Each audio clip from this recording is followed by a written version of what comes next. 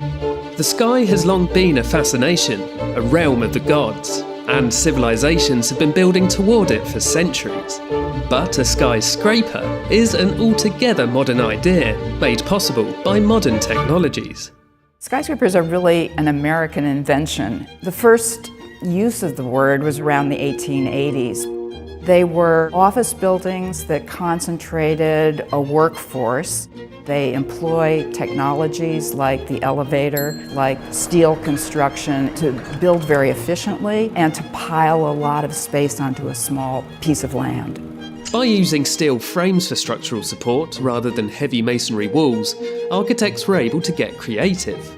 Skyscrapers began to get taller around the turn of the 20th century. There was competition to be the world's highest.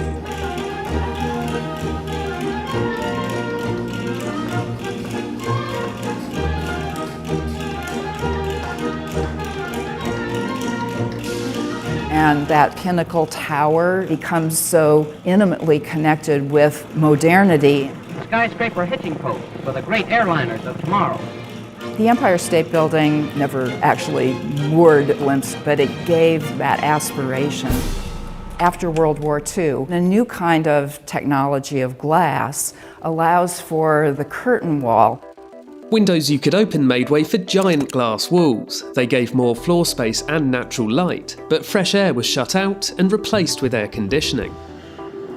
The 1960s and 70s. That was the period of the World Trade Center with the Twin Towers. The Sears Tower in Chicago got a little bit taller. But it was also the end of an era as American cities began to suburbanize and spread out. The US had led the charge into the skies, but the rest of the world soon caught up. In Hong Kong, where the land is very scarce, going high is almost the only solution. There's that need in terms of urbanization, so people need to move to the cities, they need to work, to live. In Asia and the Middle East, we took it to another level. Every city wants to have this landmark that gives that sense of distinct culture. From the end of the 20th century, architects in the East have been developing new techniques to beat the wind and climb even higher. You want to design a shape that is not square. You want rounded corners or faceted corners so that it takes pressure off the building when the wind hits it. You design the building to sway a little bit. We use reinforced concrete to have that flexibility that also absorbs movement.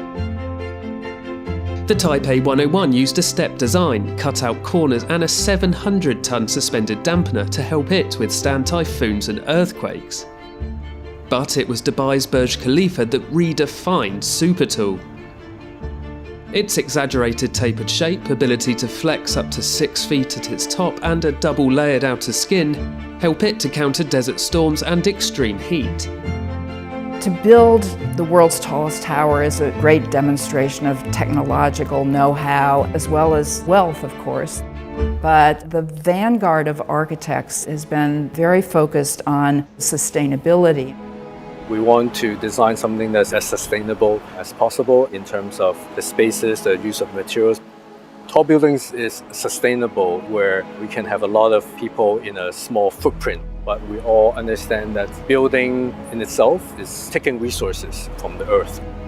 In cities like Hong Kong, where skyscrapers dominate the environment, but also contribute significantly to greenhouse gas emissions, the centuries-old reach into the sky is now in question. Skyscrapers become complicated negotiations between the way that we want to live in the future and the possibilities of how we can. There are many different approaches of culture, of government, of public policy that either constrains or enables skyscrapers.